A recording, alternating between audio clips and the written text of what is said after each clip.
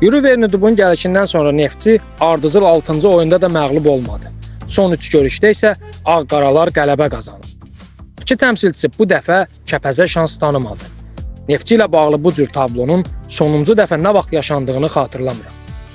Bakılılar mövsümün əvvəlində buraxılan qoldan sonra toparlana bilmirdi.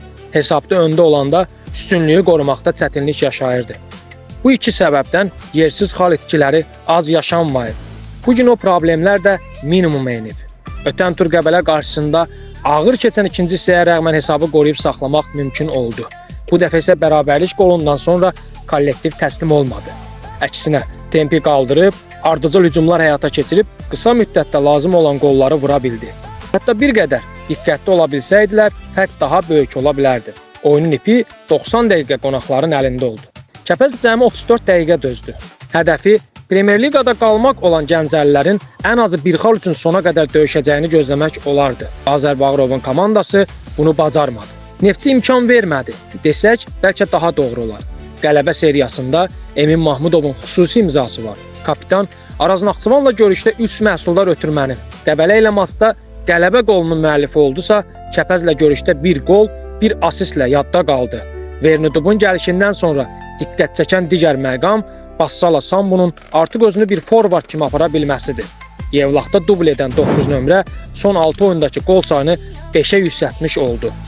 Lazım olanda Vargas, Abubakar kimi adların ehtiyatda saxlanması da Ukraynalı mütəxəssisin adına yazılmalıdır. Ümumiyyətlə, Vernudub üçün əsas heyət anlayışı nisbidir. Məsələn, bu görüşün əsas heyətində 4 yerli oyuncu yer alırdı. Emil Səfərov, Murad Xaçev yaxşı oyun keçirdi.